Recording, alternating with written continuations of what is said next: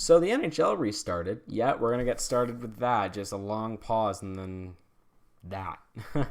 Because this is going to go about as chaotic as this plan is. Well, at least how Gary Bettman did it, because he had 15 things distracting him. Also, did anyone notice Gary Bettman's interview, or like his internet was terrible during that interview?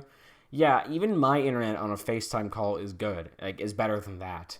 Like, whatever the heck that was. And for those who know me, my internet is garbage. But that's besides the point about critiquing Gary Bettman's internet, although he probably has enough money to pay for his own cell tower.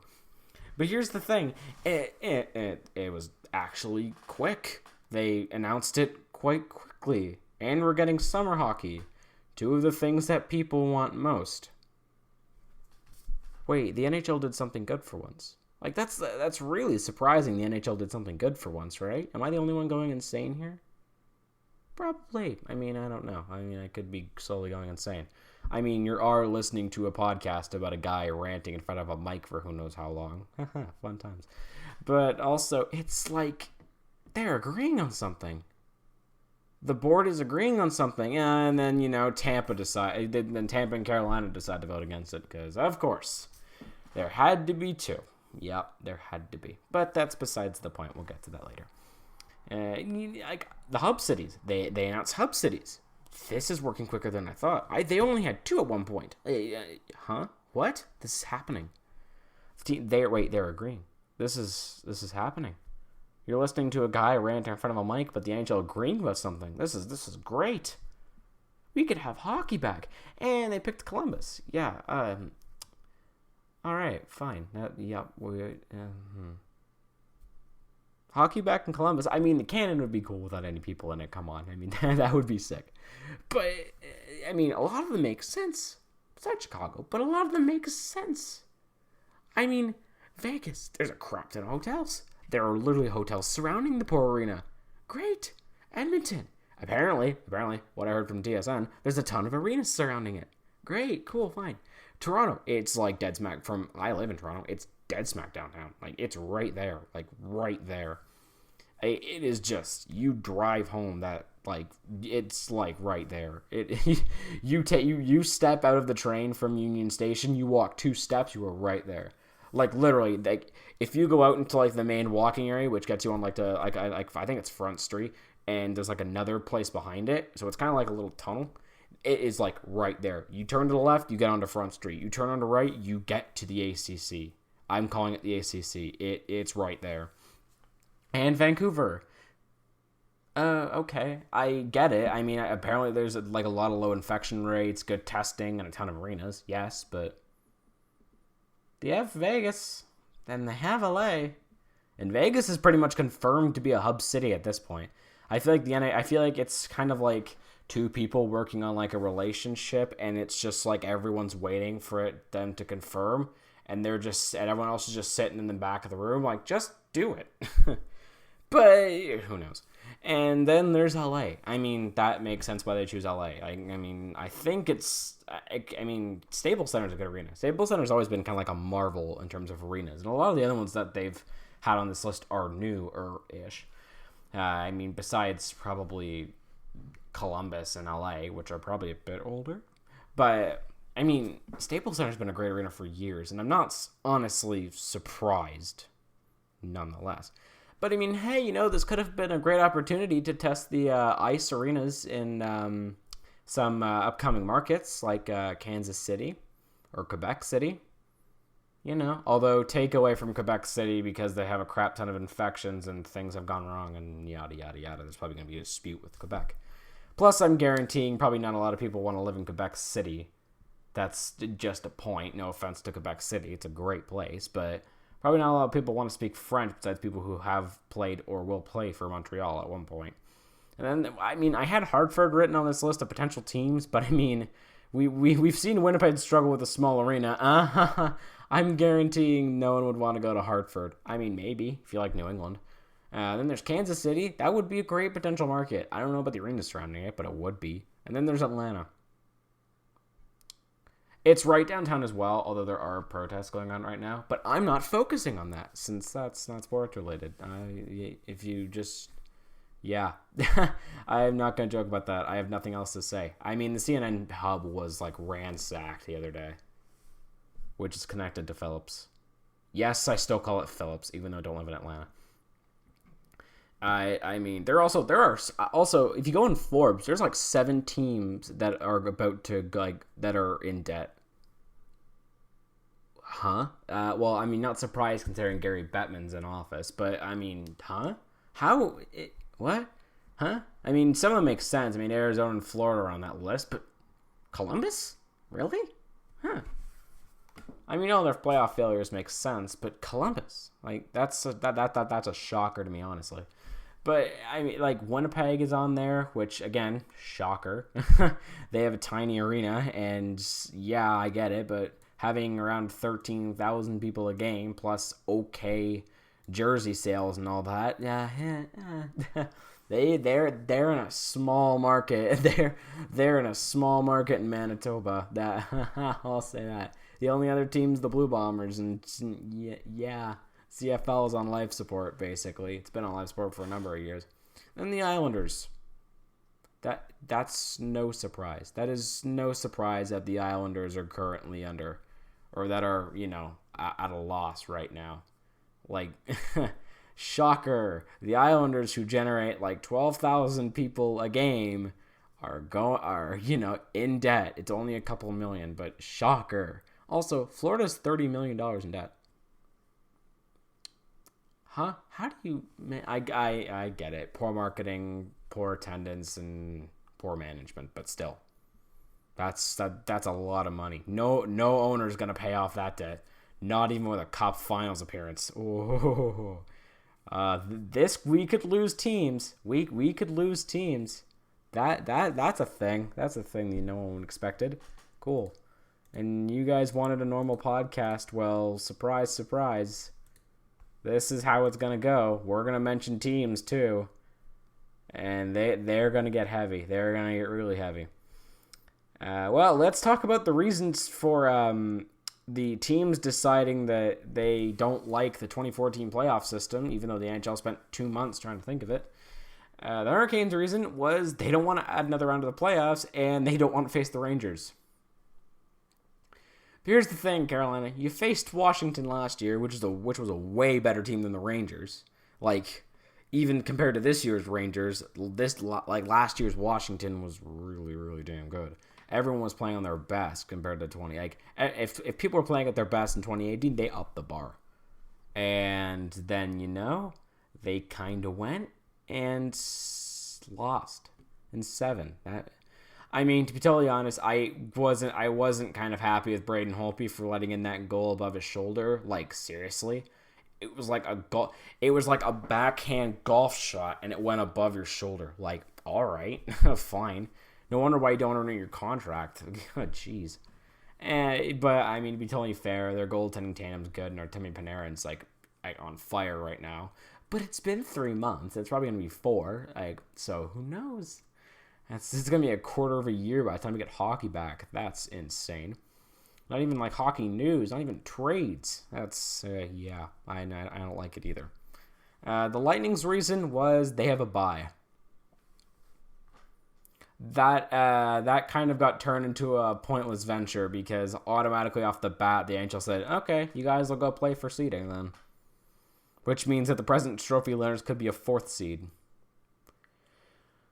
Yep, the President's Trophy winners could be a 4th seed. That will be insane. Yep, that means that Boston gets screwed over in the in basically like the NHL's excuse of saying every team plays at the same time. Yeah, but a 100-point team could be a 4th seed. Like the highest pointage team is going to be a 4th seed. Let's rub that in, Boston fans. Let's just rub that in. If you guys just get absolutely screwed over in the playing round, then you got like a President's Trophy team will go into the playoffs as a 4th seed. Yep.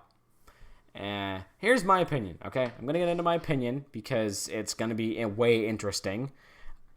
Teams that have a bye, aka the top 4 playing teams, will not go as far. Yep. Because here's the thing. Last year, none of the conference winners made it out of the first round. None of them. Vegas missed it. No, Vegas didn't even miss it. Vegas lost to, in my opinion, was a stupid game. Washington, yeah, we already discussed that. Tampa, do I need to go into why the Atlantic Division winners didn't even, I wonder why.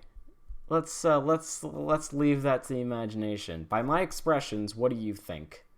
For those who don't know, Google what happened to the Lightning in 2019. That was a disaster. And I think it was Calgary that was the fourth team. They got beaten by Colorado. And everyone was like, well, now we don't know who's going to win the cup then.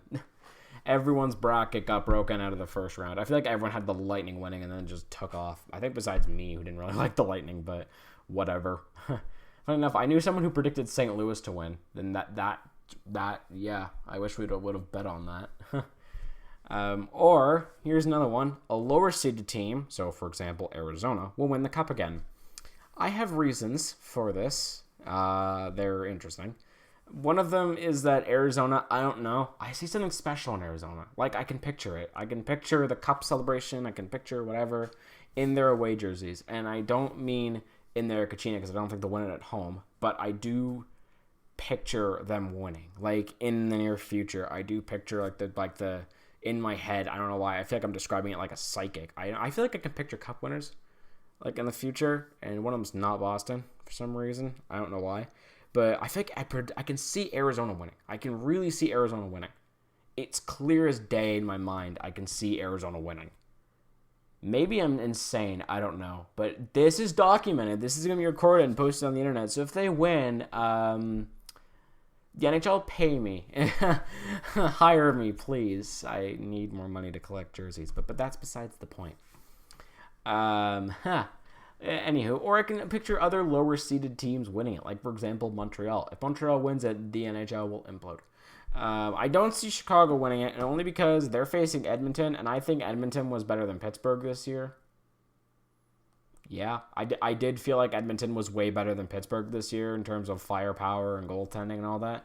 They really struggled with... Here's the thing. Pittsburgh really struggled with kind of power in terms of goaltending. Like, no one knew who was going to be their starter. Like, we all thought it was... I think his name was UC Saros. I think it was UC Saros, but everyone was kind of like, who's this new kid? I thought Matt Murray was your starter. And Pittsburgh's like, well, he's our best goalie, and Matt Murray's a good goalie. So, screw it, we're going to throw this guy in net. And it kind of worked. But people are saying they were, like, the best team not to be seeded in the top four, which, okay, Washington was a slight bit better than them, which it was, again, shocker. I have an opinion for that too, but I'll get into that later since we're discussing the NHL's playing again. But like I was talking about Chicago, I have no confidence in Chicago at all. If you look at Chicago, it's literally just they're just somehow managed to make it in versus Montreal, who was injury prone all year. Chicago's rebuilding. Chicago's like in the middle of a rebuild. They wouldn't have made the playoffs if they wanted to. If you guaranteeing asked Chicago fans, they probably would have loved to see the playoffs, but they probably would have said, we probably should continue rebuilding if this costs us a top pick. Or at least, like, a few good picks. I feel like any team would love a few good picks over a playoff round. Besides teams who are competing, at least. But, moving on. Again, continuing on with this, I don't know why I said moving on. It's just, I don't have any confidence in Chicago. And argue if you will. Argue in the comments if you will. But I just don't see faith in Chicago. I just don't see it. Like, Edmonton's one of the top teams in the league, and they're paired up with Chicago. You can make the same argument for Montreal, but I do have my case. And it's just, like, okay. Like, all right, cool. Like, it's shocking. The fact that Chicago's even in this is surprising. Here's the thing. I don't like Minnesota because I think they're boring. I think they're one of the most boring teams in hockey for a reason. Even though their arena's cool and they have the light tower, whatever. Fun fact, a lot of people take pictures of the smoke thinking it's the goal horn. In fact, the goal horn's right above it. But besides that useless fact, it's just, I don't see faith.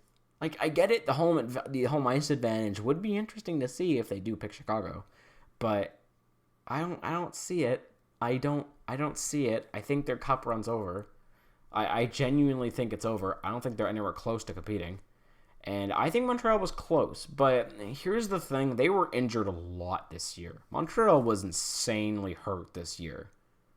Like, it was a surprising amount. Like, and as soon as Ovechkin decided he wanted to become a Russian axe murderer and saw his first victim in Drouin, he immediately killed him. I mean, you could argue that Svechnikov last year was his first, but besides the point. Montreal just went on like an injury spree after that. I feel like every player was hurt at some point. Like one of their league scorers in Gallagher was out with concussion, and Tatar had to carry the points, and because of all this and the fact that the defense was 90% hurt, Carey Price wasn't playing well, and because of that, Lindgren got played more and he wasn't playing well, and it just fell apart. And whenever they gained a lead, they lost it by 3. But I mean, hey, they did almost sweep Toronto. I think they swept Toronto. I don't know. I'll have to Google that. But they did get swept by Detroit. Last year it was New Jersey. This year it's Detroit. Montreal has never played well against a lower seeded team. There's always a team in every year where it... I just need a minute. It's just every year, it just seems to be that there's one team that Montreal struggles against in terms of whatever. But I mean, in terms of the injuries, we did get Romanov. And Romanov could play. The NHL is currently sitting on their thinking chair. Like the NHL, the board of directors is currently sitting on their thinking chair, thinking, should we let the signed players play or should we not? Because if it does, Montreal and Toronto's defense could improve significantly. If they don't, they'll look like total jerks. But it's like they've already signed it, but they basically haven't gotten a start date, which is basically like a "we want you" type card, where people just hand it out in the street and say, "Hey, come work here." But it's kind of like meanwhile the players are sitting there unsigned, and they're kind of sitting there thinking, "When do we start?" Like, da da da. It's kind of like an employer saying you're hired and then never giving you a start date because they're still trying to work things out with their big boss. So you're sitting there like, well, okay.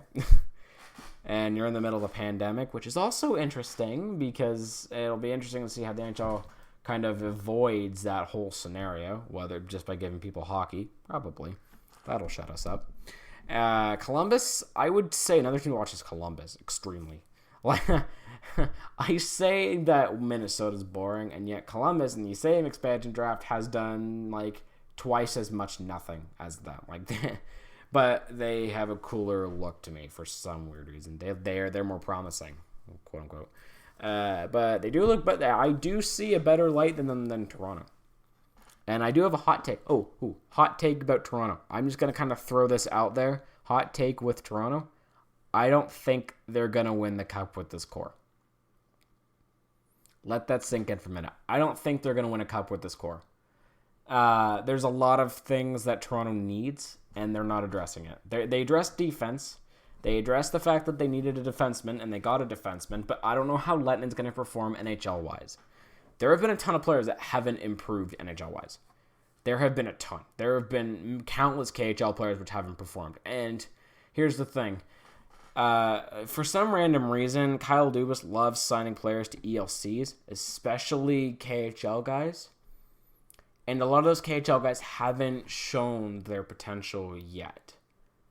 When the time comes, they'll show their potential, but I don't think it'll be in Toronto. And they're probably going to be signed to a couple million by then. But I don't know if it's a couple million rubles or dollars or whatever. I don't even know what Russia uses in terms of currency. But I'm going to say it's rubles. But it's just like there are so many things that Toronto needs to address, and they haven't addressed it.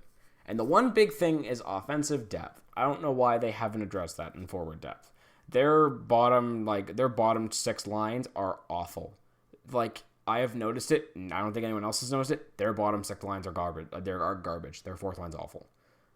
I can say that right now. I get it. They want a leadership line, but can you have one that scores, please, Toronto? Are you not just gonna address it? All right. I mean, this team's been mismanaged for years. People think Kyle Dubas is better than their last 3 or 4 GMs. I don't agree. I do not agree at all. I feel like a lot of GMs were better than any other GM. Like their last GM that was good. Well, I don't even know because I don't research how much in Toronto anyways. But it's like Kyle Dubas has done an okay job. He has attracted the stars over, but like he hasn't supported them. It's the same thing that a lot of other GMs have done in the past 20 years in Toronto, and that's try to gain star power and not rebuild.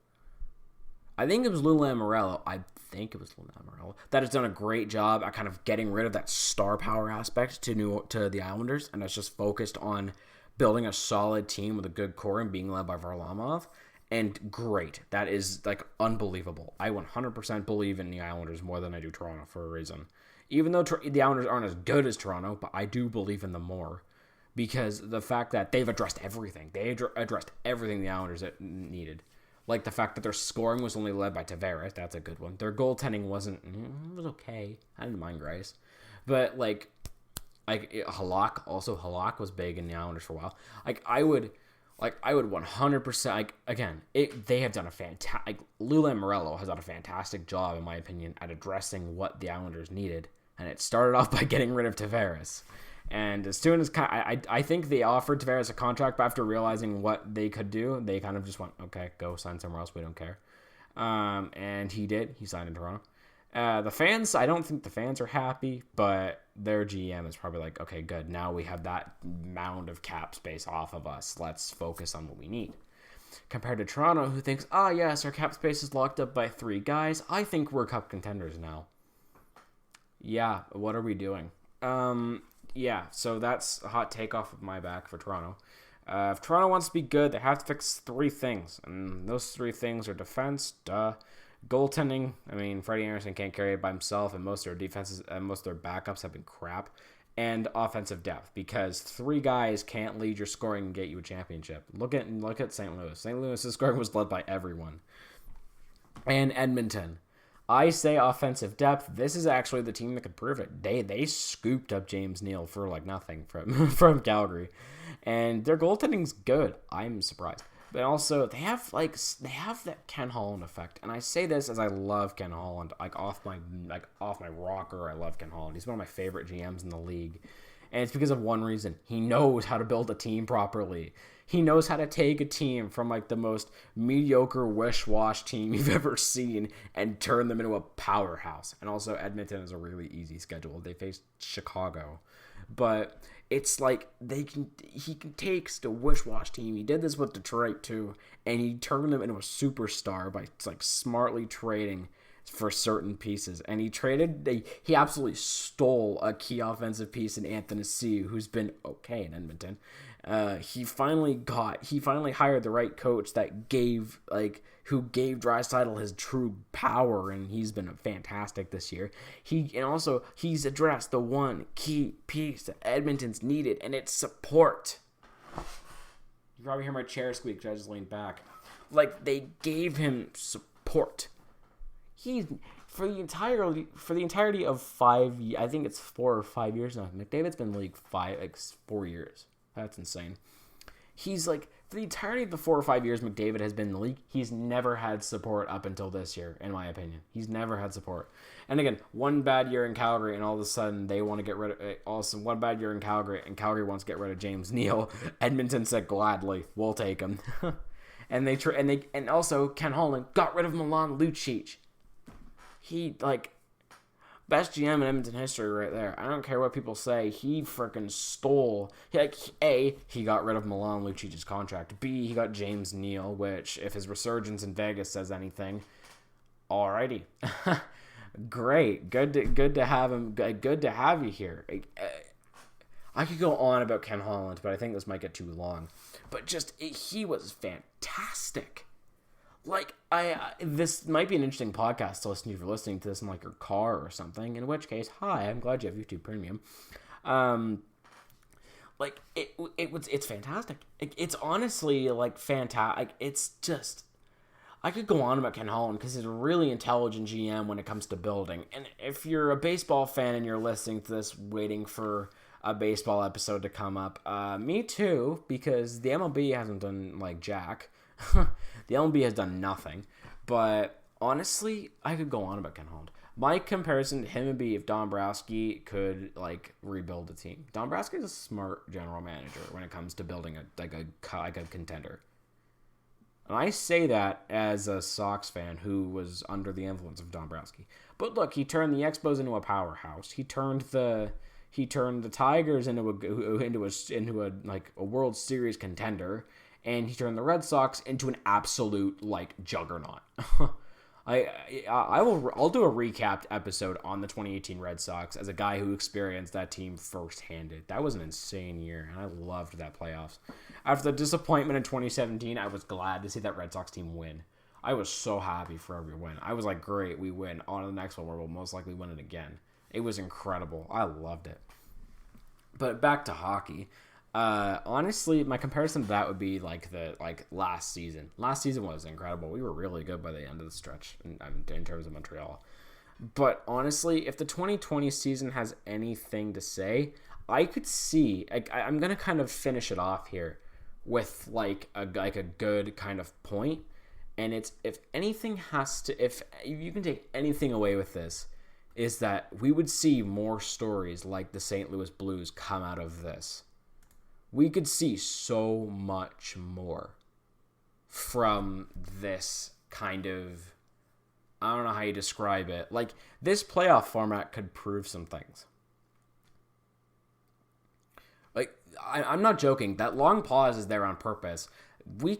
I want you guys, whoever's listening to this, to kind of think of this. What could we take away from this? We could take away some of the greatest moments in hockey history. We could take like some new greater moments, like an overtime goal that would send a team to cut finals or something, and we could amp that up by like 11. We could increase the amount of those good game-winning moments, because if those teams like Montreal in 2019 would have gotten in and faced Columbus or faced whoever, increased the teams by 2, and whoever Montreal would have faced, it would have been incredible. Like maybe the Panthers, maybe they would sweep by the Panthers. I have no clue. I don't know who Montreal would have faced, but that would have changed like anything.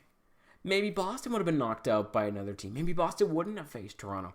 Maybe Boston would have faced someone like Carolina, and Washington would have faced Toronto. How would that have changed things? Maybe Washington would have been a repeat winner. Maybe Montreal would have broken the almost 93, the almost like 30-year streak. I could go on about how this playoff format could change so much, and it's that you see something that's different in that playoff format, because it makes it almost like NCAA style or like World Series style, and people love the World Series. And it's because A, it takes forever, and B, it's just. It could add more. It could allow more fan bases to have good hope for their team, and it could allow the Minnesota Wild to actually be relevant. I'm gonna make a recap video as well. There's mark my words. I'm gonna make a recap video talking about the Minnesota Wild, because there's one team that's boring in hockey. It's the Minnesota Wild. But speaking of things that aren't boring, the 2014 playoff format. The 2014 playoff format is honestly one of the best formats I've ever seen for playoffs that have come out of this league. Because it puts like 1 against like 16. Sure, it puts like 1 against like the 12. I forgot. Like what's 24 divided by 2? 12. It puts 1 against the 12th team. Yeah, like the 12th team is screwed. No, it puts the 4 against the 12th. See, another great point. Like if you're the 8th seed, you're not automatically screwed off the bat coming into the playoffs, because if you look at it, you're not just some easy little hand clap for the easy little sweep for the big team. If you're the last seeded team, you're facing like the 4th, you're facing the 5th seeded team. You're facing like the middle of the pack. Imagine the moments we could have had. Like, imagine this year if Montreal, for example, beats Pittsburgh. What if Montreal sweeps Pittsburgh? Like, let's just go for the wildest here. What if Montreal sweeps everyone? Like, what if Montreal goes on like a rampage and just demolishes every team in their sight on the way to their 25th? Imagine the story that would come out of that. And Montreal wasn't even close to making the playoffs like this year. Because once again, they were hampered by injuries. I could go on about this season. I'm going to make a few recap videos out of this whole one episode. But it was like, this playoff format could bring so much. I don't know why people hate it. Because, I don't know, it's not tradition. I bumped my microphone there. Sorry if you heard that. But probably it's because it's not tradition whatever. The cup's been handed out in like more ways than you can count on the back of your hand. Like it's been like handed out more ways than ever, and it's like it was a challenge cup at one point. Funny enough, like universities have competed for this darn thing. This was an amateur cup at one point until the Allen Cup, I believe, became the new amateur cup. Not sure. Check me on that, please. But like there have been so much that have competed to this. Like the cup's been handed out in more ways than can count. And like there used to be buys, there used to be whatever, there used to be so much. And now that we're getting a new and interesting playoff format, people are hating on it because it's not tradition. Oh well, the cup shouldn't have an asterisk next to it. It's going to be handed out. There's going to be a winner. If there's going to be an asterisk next to anything, it's the 2017 World Series. We'll get into that as well. Probably. I don't know. Count me on that. But, like, there's just so many. There's just so many opportunities that could come out of this. Like, who knows what team's going. Columbus could win. Montreal could win. Montreal wasn't even predicted to make the playoffs, and people have picked them as their dark horse. I know people who picked them as their dark horse to win the cup this year. I know people who Montreal a team like a 12th seeded team may just slide right into the cup finals this year without anyone knowing. A team could do that. Like there honestly are teams out there that I think could do that. There might be an 8th seeded team that could do that. Remember LA in 2012? How no one had them winning the cup. Everyone had them knocked out against Vancouver. And just in general, like this could be so much more. And I want you at the end of this episode, because I'm getting to half an hour here. At the end of this episode, I kind of want to make you guys think here. And I want to make you guys reflect. If this new 2014 playoff format can bring anything, who do you think could be the lowest seeded team to win, and who do you think would be the highest seeded team to win, in your opinion? And that's recapped episode 1. Recapping this 2014 playoff format and my thoughts about it. Next week, we'll be doing who knows what.